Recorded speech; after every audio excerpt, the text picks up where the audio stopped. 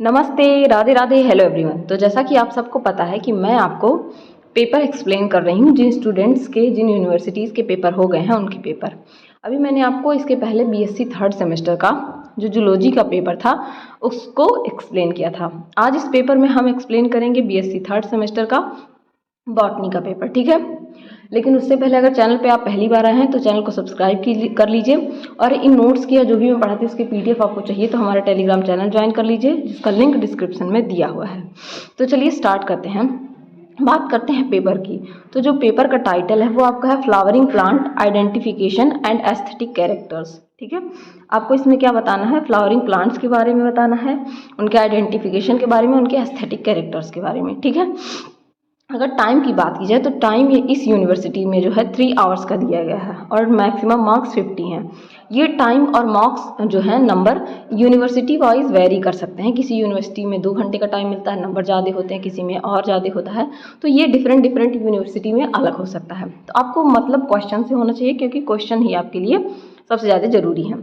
यहाँ पे कुछ नोट दिया गया है कि ऑल क्वेश्चंस आर कंपलसरी, सारे क्वेश्चंस कंपलसरी हैं, ठीक है। Answer each part of the first question, her question का जो फर्स्ट पार्ट है उसका सारा क्वेश्चन का आंसर देना है 100 वर्ड में, उससे ज़्यादा नहीं होना चाहिए। और बचे हुए जो क्वेश्चन होंगे उनके आंसर जो है 800 वर्ड्स में देने हैं, और सारे जो है इक्वल मार्क्स कैरी करेंगे, ठीक है। मार्क्स जो है आगे इनके लिखे रहेंगे, आपको वहाँ से पता चल जाएगा। तो चलिए जानते हैं, पहले क्वेश्चन की तरफ बढ़ते हैं। तो जो फर्स्ट क्वेश्चन है इसमें आपको 3 नंबर्स मिलेंगे पर क्वेश्चन, और 5 क्वेश्चन है, 15 नंबर्स का होगा, ठीक है। अगर पहले ही क्वेश्चन की बात की जाए तो यहाँ पे आपको बताना है बोटेनिकल गार्डन के बारे में और उसकी इंपॉर्टेंस के बारे में। बोटेनिकल गार्डन क्या होता है, उसका इंपॉर्टेंस क्या होता है, इसके बारे में, ठीक है। सेकंड में हेड या कैपिटुलम इन्फ्लोरेसेंस, जब आप फ्लावरिंग पढ़ते हैं, फूलों के इन्फ्लोरेसेंस के बारे में पढ़ते हैं तो वहाँ पे उसके कई सारे पार्ट के बारे में पढ़ते हैं। तो यहाँ पे उसके कैपिटुलम या हेड के बारे में, जो उसका इन्फ्लोरेसेंस कैसा होता है उसके बारे में बताना है। सेकंड क्वेश्चन में हार्डवेयर ऑफ कंप्यूटर, कंप्यूटर का हार्डवेयर किस तरीके से होता है उसके बारे में बताना है।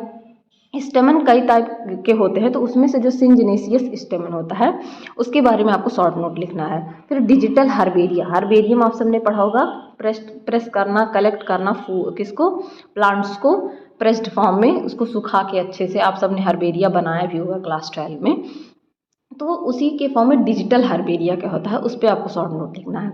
अगर मूव करें आगे के क्वेश्चन की तरफ, तो पहले क्वेश्चन में कहा गया है discuss the characteristic feature of family Malvaceae. जो मालवेसी फैमिली है, आपको कई सारी फैमिली पढ़नी थी, रेननकुलेसी, मालवेसी, सोलेनेसी, कुकुरबिटेसी, तो उसमें से मालवेसी फैमिली का जो फीचर है, कैरेक्टरिस्टिक फीचर, उसके बारे में बताना है।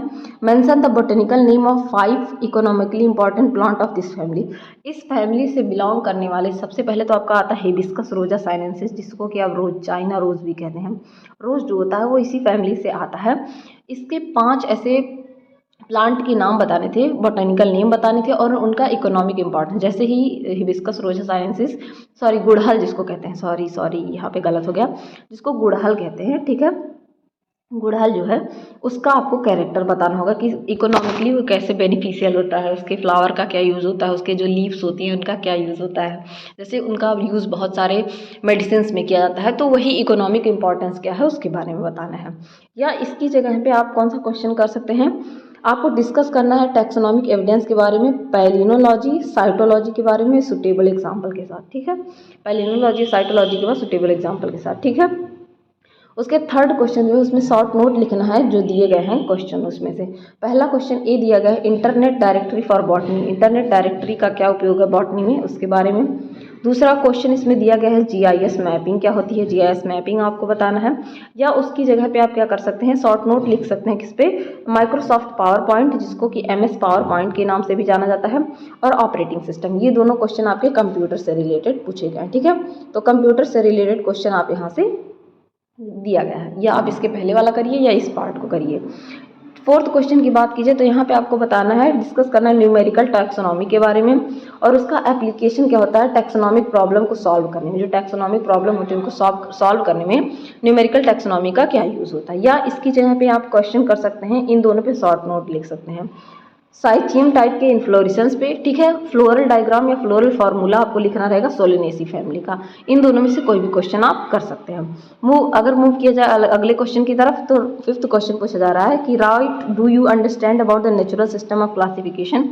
नेचुरल सिस्टम ऑफ क्लासिफिकेशन से आप क्या समझते हैं उसके बारे में लिखना है।